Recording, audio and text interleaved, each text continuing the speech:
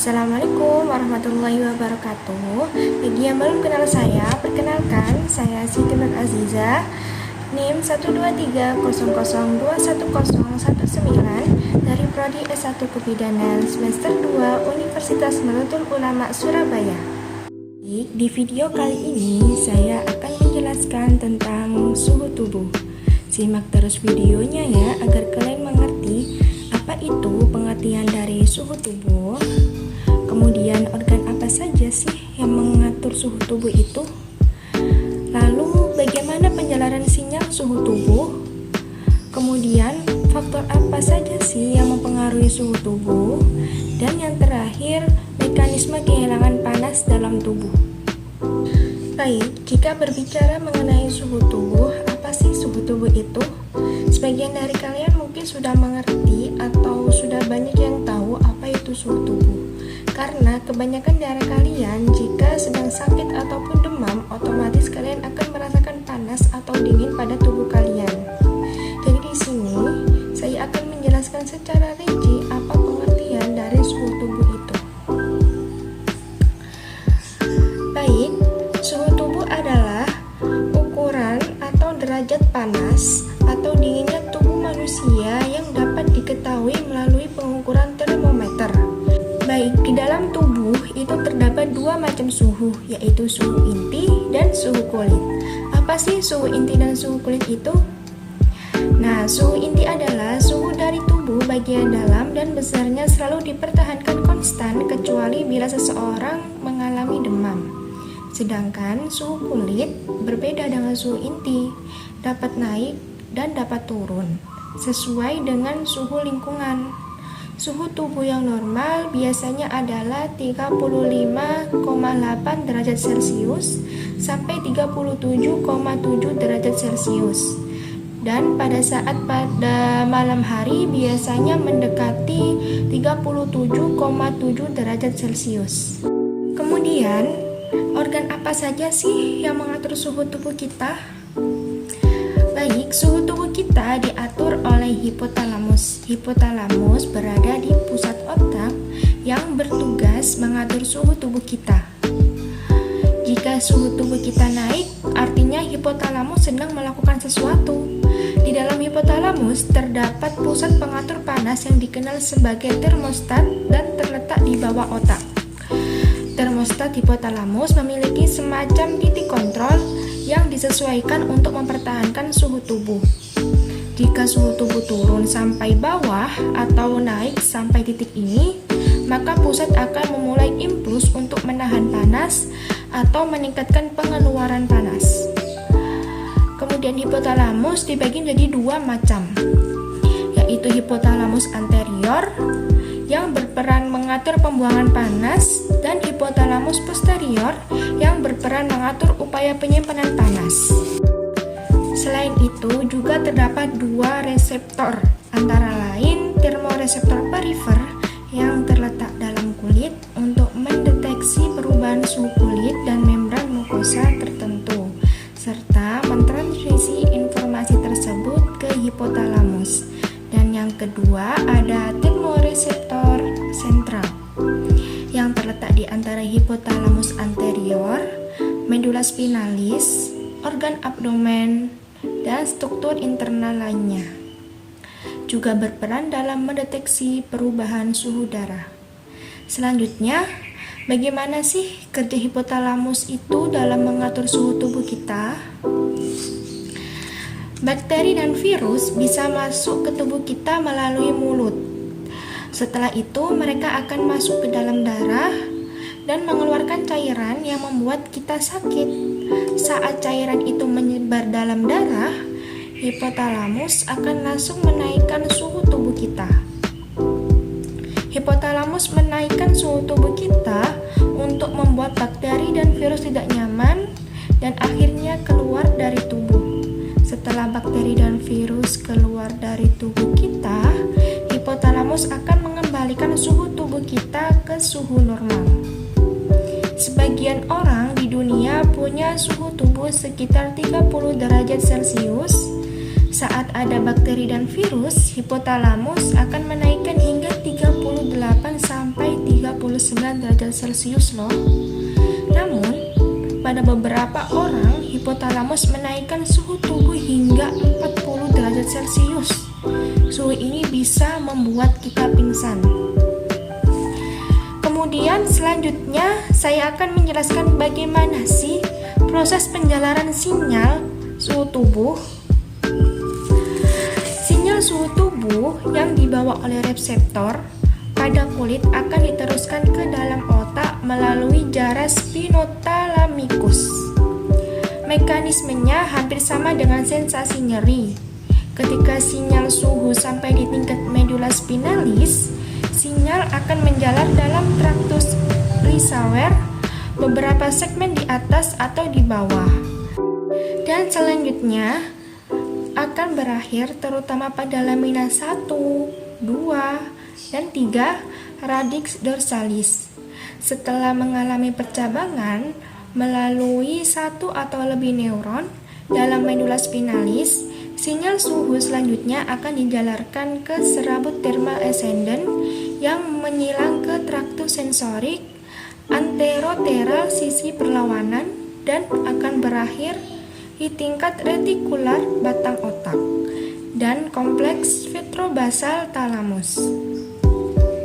Beberapa sinyal suhu pada kompleks vetrobasal akan diteruskan ke korteks somatosensorik.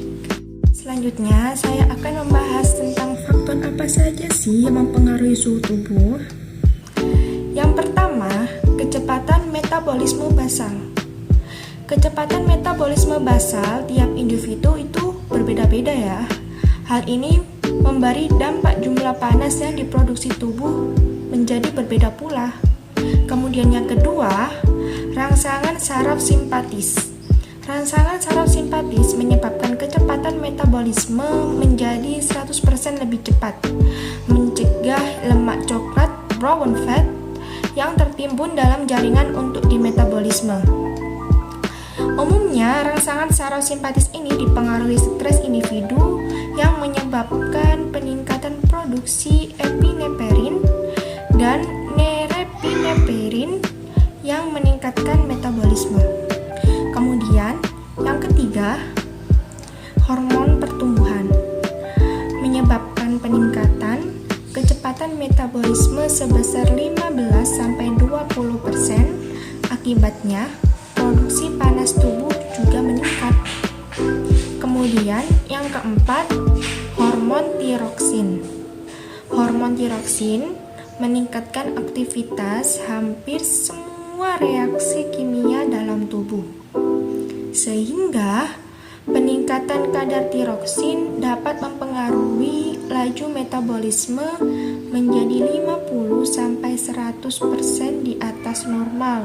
Kemudian yang kelima, hormon kelamin.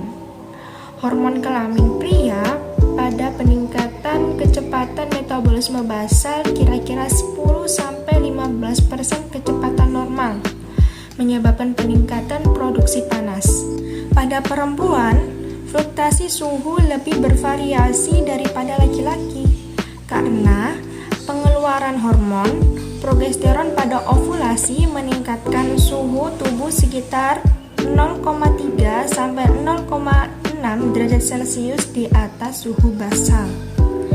Kemudian, yang keenam, peradangan. Proses peradangan dan demam dapat menyebabkan peningkatan metabolisme sebesar 120% untuk tiap peningkatan suhu 10 derajat Celcius. Kemudian yang ketujuh, status gizi. Malnutrisi yang cukup lama dapat menurunkan kecepatan metabolisme 20-30%. Hal ini terjadi karena di dalam sel tidak ada zat makanan yang dibutuhkan untuk mengadakan metabolisme. Dengan demikian, orang yang mengalami malnutrisi mudah mengalami penurunan suhu tubuh. Individu dengan lemak tebal tidak mudah mengalami hipotermia. Karena apa? Karena lemak merupakan isolator yang cukup baik. Dalam arti, lemak menyalurkan panas dengan kecepatan sepertiga kecepatan jaringan yang lain. Kemudian, yang kedelapan, yaitu aktivitas. Aktivitas selain meningkatkan laju metabolisme, juga mengakibatkan gesekan antar komponen otot atau organ yang menghasilkan energi termal. Aktivitas dapat meningkatkan suhu tubuh hingga 38,3 sampai 40,0 derajat Celcius. Kemudian yang kesembilan, gangguan organ. Kerusakan organ seperti trauma atau keganasan pada hipotalamus dapat menyebabkan mekanisme regulasi suhu tubuh mengalami gangguan. Berbagai zat pirogen yang dikeluarkan pada saat terjadi infeksi dapat merangsang peningkatan suhu tubuh. Kelainan kulit berupa jumlah kelenjar keringat yang sedikit juga dapat menyebabkan mekanisme pengaturan suhu tubuh terganggu loh. Kemudian yang ke-10 itu adalah lingkungan. Suhu tubuh dapat mengalami pertukaran dengan lingkungan.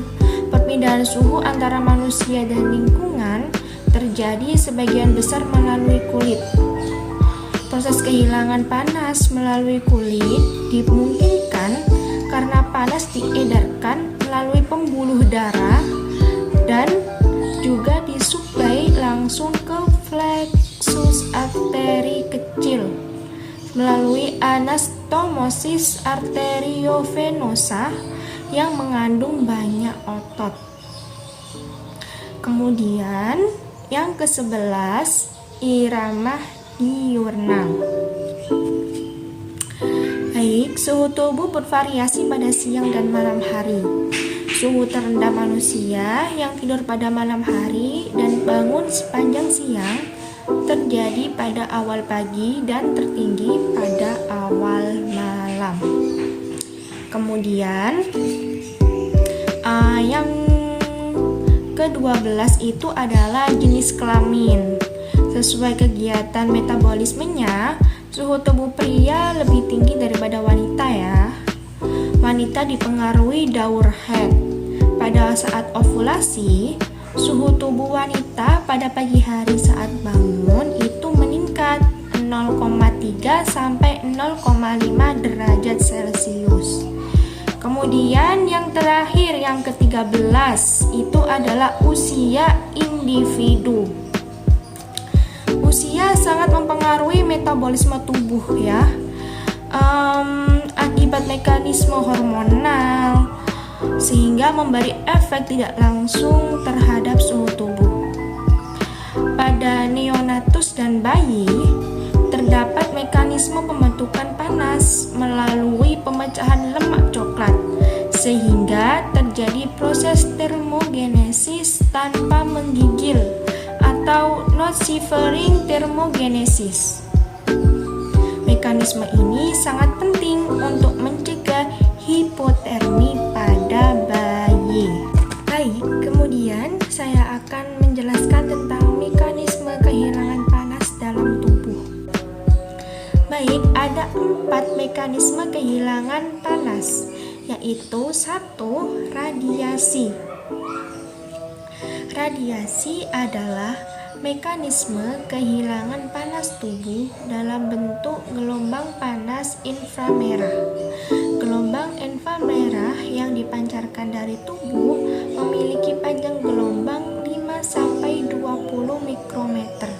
Tubuh manusia memancarkan gelombang panas ke segala penjuru tubuh. Radiasi merupakan mekanisme kehilangan panas paling besar pada kulit. 60% atau 15% seluruh mekanisme kehilangan panas.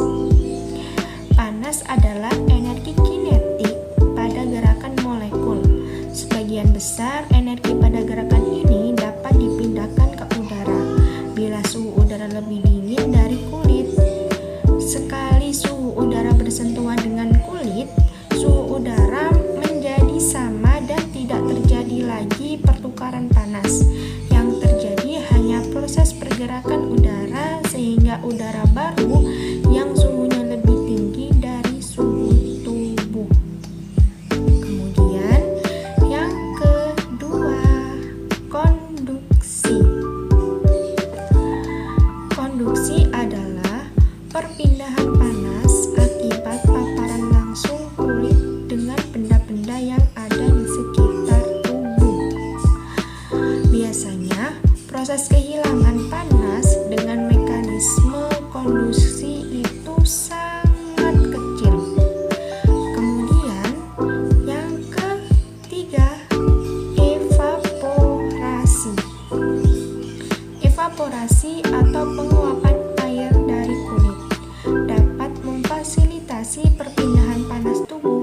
Setiap 1 gram air yang mengalami evaporasi akan menyebabkan kehilangan panas tubuh sebesar 0,58 kilokalori.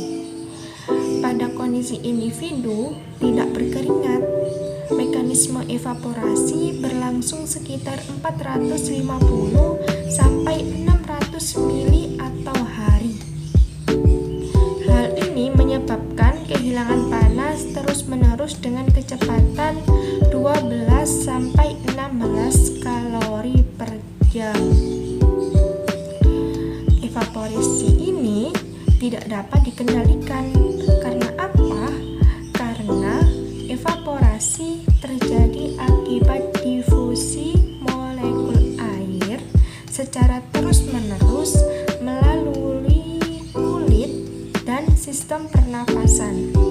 Selama suhu kulit lebih tinggi daripada suhu lingkungan, panas hilang melalui radiasi dan konduksi. Namun, ketika suhu lingkungan lebih tinggi dari suhu tubuh, tubuh memperoleh suhu dari lingkungan melalui radiasi dan konduksi. Pada keadaan ini, satu-satunya cara tubuh melepaskan panas adalah melalui evaporasi. Memperhatikan pengaruh lingkungan terhadap suhu tubuh. Sebenarnya suhu tubuh aktual yang dapat diukur merupakan suhu yang dihasilkan dari keseimbangan antara produksi panas oleh tubuh dan proses kehilangan panas tubuh dari lingkungan. Kemudian yang keempat atau yang terakhir adalah konveksi. Konveksi itu adalah perpindahan panas melalui aliran udara atau air. Baik, sekian materi yang saya sampaikan tadi, semoga bermanfaat. Kurang lebihnya saya mohon maaf yang sebesar-besarnya. Apabila ada kekurangan atau kesalahan, mohon dimaafkan ya. Baik, saya pamit. Terima kasih buat yang sudah menonton video ini. Saya ucapkan banyak terima kasih. Saya pamit. Assalamualaikum.